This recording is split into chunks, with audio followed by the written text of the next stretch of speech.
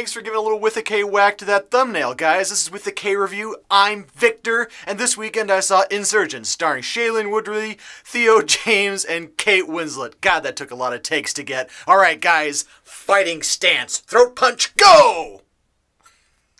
With a K Review! It's VIC? No, it's with a K. Oh. So Insurgent is the sequel to last year's Divergent, and I have to say, like, when I saw Divergent, I was actually really impressed because I thought it was going to be one of those little corny love stories, you know, or have something that was really, really similar to the Mockingjay series. It is, but it's a little different. But with Insurgent, I was like really hoping that I was going to start seeing a little bit more grittier things. I really wanted to see if the character of Triss was really going to start getting, like, you know, hardcore, like she was just going to start shooting people in the face and punching babies. All right, not that's a little far. Punching baby seals, okay? But in general, I wanted to see if the Triss character was really going to go over that edge, and she does in this movie just a little bit. And that's the kind of thing with this movie, everything is just a little bit. The story in this movie actually starts out like 5 days after the original Divergence happens, and Triss is out, and you know, she's with all of her friends and everything, and you start to see like she has this little weird of PTSD. She starts having flashbacks, she feels guilty that her mother died. If you didn't see the first one, I don't think that's much more of like a spoiler or anything. But she does start to feel really guilty about everything, and that's what's the one thing in this movie that I actually really like. You start to see her character break down a little bit. You know, like, she's not as happy all the time, she's not laughing, she's really starting to, you know, get her mind messed with. And there's other characters in this movie that do help that along. Especially the characters of Caleb and Peter, and I like really enjoyed the guy who plays Peter. Like, I think he was in that movie Whiplash, and I never got to see that one yet, but he does such a great job of just really kind of being a douche, and I really wish he had more douchiness in the. I don't know if that. Yep, that's. I'm gonna name that. Yeah, I wish he had more of a douchey in the movie.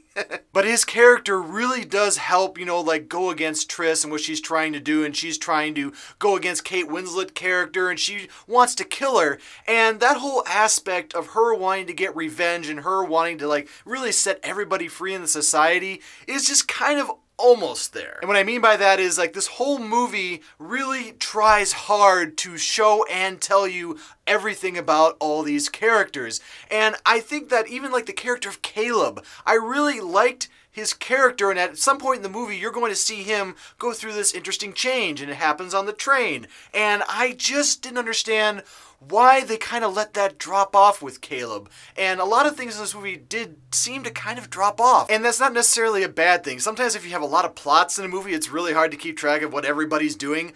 But here, I was really hoping that, like, Caleb was going to have that little mind thing going on with him. Like, he was just going to go nuts. And, you know, in one part he actually did. And then there's the character of Four, and I really like how him and Triss in this movie, like, they don't have that really sappy love story. I mean, they have their little, you know, that's actually a scene of the movie where they do that too, by the way. But these two characters in the movie, I didn't hate seeing them on screen together. I think they have really good chemistry, and I think that they work really well as love interests in the movie. It's just like, I wish they weren't making Four's background so mysterious, and like they were trying to explain it, and when they actually did, I didn't really care about his parental issues in the movie, because again, it just kind of dropped off at the end. You have characters in this movie that do make it enjoyable, but at the same time, a lot of the characters just kind of drop off after a while. You have this character, I think his name is Eric, he's played by Jai Courtney, who, you know, he was one of the ones responsible for killing the Die Hard series, and his character is really, really one-dimensional. There was like parts of the movie that I just really hated seeing his character, and his character really didn't help drive everything in the movie, and then it is left up to Mekhi Phifer in the movie, and he just doesn't really do anything more with being like the protagonist. He doesn't, you know, like trying to make everything bad, and that's what just kind of this movie is.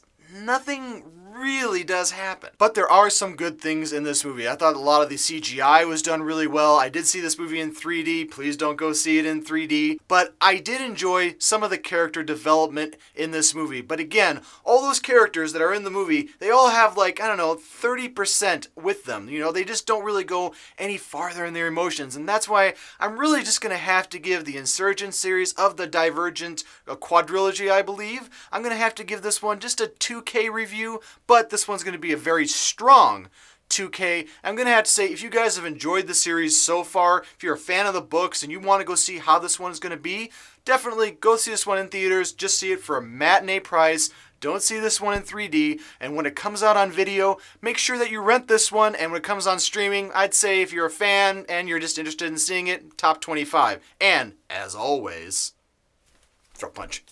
Thanks guys for watching my review. I do appreciate all the viewers and subscribers that I do have. I have 71 of you guys. If you want to, make sure whack right here. If you want to subscribe to my channel, whack up there if you want to see any of my past reviews. And make sure to leave a whacked out comment below and let me know, what do you guys want to see as another like young adult series go to the big screen? Or which series do you think they're really not doing well with? Let me know in the comments. And yeah, never forget, if you don't like what you're watching, you can always turn it off. And don't hit yourself when you do that, because it does hurt.